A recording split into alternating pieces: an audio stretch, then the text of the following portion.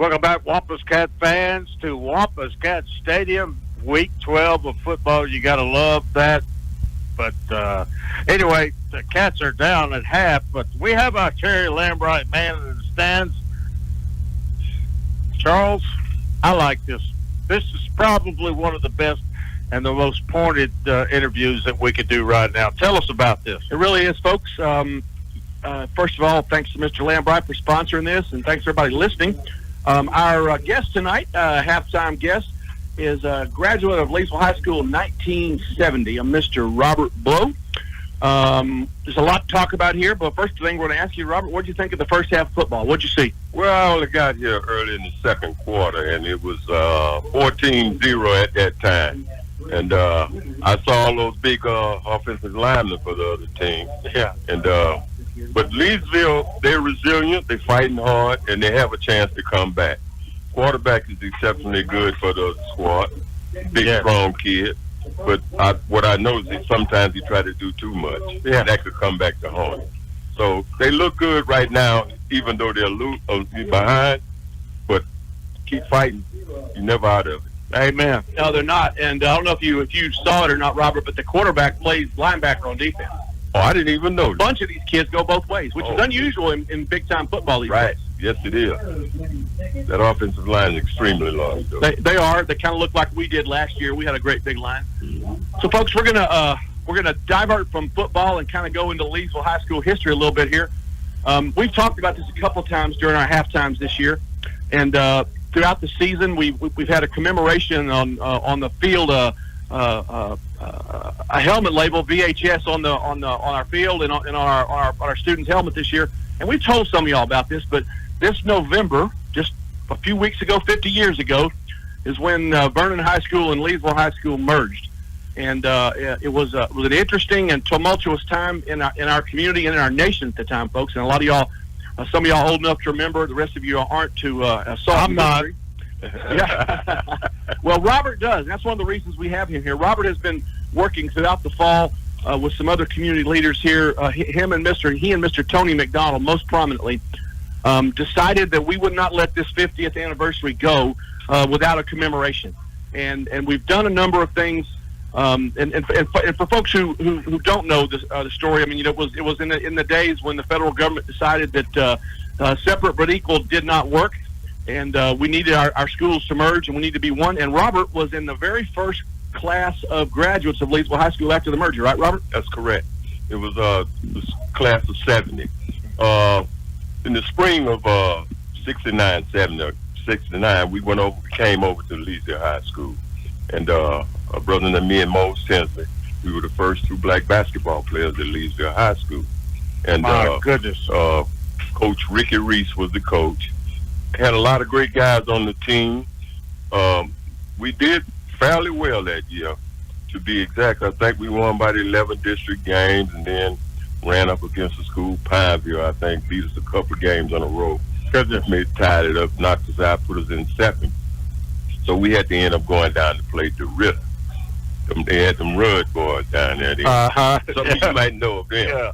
And they kind of knocked us out. But it was the times were, like you said, tumultuous for everyone. You know, it was sprung on us. You know, like you say, federal mandated. But it was one of the most significant times in Louisiana high school history. It's significant, you know, as far as history goes. So right. you really can't. History is what it is. You can't undo it. You can't go back and patch it up. It just is what it is.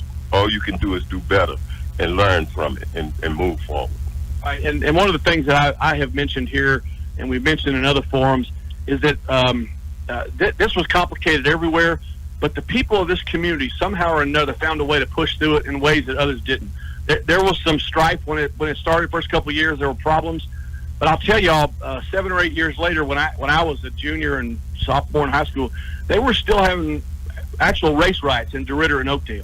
And that stopped here after about 3 years. Things settled down, and it was because our community, men like Robert, he was a high schooler at the time, but he was a leader in the school, and Mr. Tinsley and our community decided to do it. Now, do you have memories of some of the faculty that were instrumental in this time? Yeah, absolutely. One name that pops out, and I think about this gentleman all the time as I've grown to becoming. I know who you're going to say. Billy Crawford. Oh, okay. Because somebody else. He sat me down, and we had some talks during that time when it was actually fighting going on around us. Really? Because there was a lot of fights during that time at the school, because we didn't really want to be here, I guess, and people that were here didn't really want us there because it was sprung on us the way it was. No one had a time to adjust or to get ready for this. It just happened. But Mr. Billy Crawford, I think he was social studies or history, I think he was teaching. Social studies. Yeah, and he really was a comfort to me, because he sat down and sometimes tears would almost come from his eyes, because he didn't like the way things turned out and the things that were happening. He was kind of an emotional guy in there. So he was a big comfort to me. And Coach Richie Reese, he welcomed us with open arms, and he treated us nice, and it worked out well. They're both fine gentlemen. They're both still, Mr. Reese, as you know, is retired in the area after a long educational career.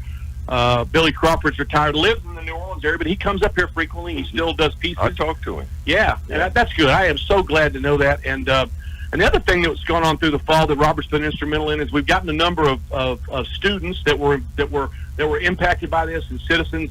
And the former Channel 5 news reporter Lydia Magallanes has been putting together somewhat of a video chronology show that's going to be finished in the not too distant future, right, Robert? Yes. It was homecoming when we were supposed to have all the former Vernon football players, ex-players who could make it up. Yes. As you know, we had a torrential downpour that day. Canceled the parade. Everybody was ready. It rained cats and dogs.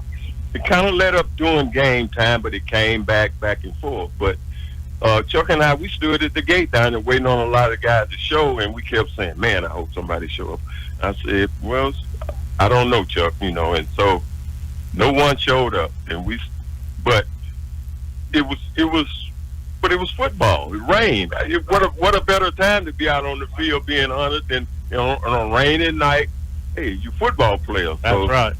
So hopefully that wasn't the reason. Hopefully it was something else, that they couldn't be here. And I was looking at that. Look, you see his. Tell us about his shirt. Tell us about your shirt. Robert. This shirt I had made for homecoming, and what it is on one side the sweatshirt is black, of course, because black was a common color between Leesville and high school. Vernon. But between Vernon High and Leesville High. Vernon High School colors were blue and gold. Leesville High is black and gold. So I have a Wampus Cat on one side in black and gold, and I have a lion in blue and gold on the other side. And under that I have Leesville High School, Vernon High School. Number 41 was my number at Leesville High School, and 14 was my number at Vernon High School. Wow. So on the team. So that is a great. That is a great jersey. Yeah. Well, we are glad you were able to join. Anything else you want to share? Tell the radio audience. Well, I've moved back home. We're glad you're here. Glad to be back. Yes, and sir. There's nothing like coming home to a Friday night football game. Amen. There's nothing like amen. it. Robert, I gotta ask you something. I know that Vernon football team had just they had won a couple of state championships. Mm-hmm.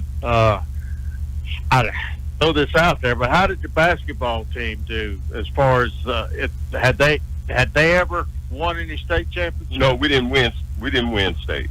Yeah. A couple of districts, but we didn't win state when I was there. Well, that's anytime you win state at any level. I don't care if it's single A. Speaking of that, real quick, in a diversion, in one of our organizational meetings with some of Robert's classmates in there, there's a guy who lives here. Forgive me, his name is a retired chief, retired Sergeant Major. Sergeant Major J.T. Smith. J.T. Smith had actually been a state champion tennis player at Vernon. Right.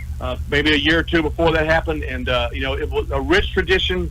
I hope people have tennis player. Yes, sir. Yeah. State championship tennis, and he had a stellar career in the Army, and he's come back, and it's good to have people home.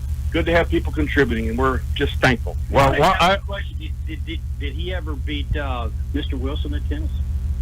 That I don't know.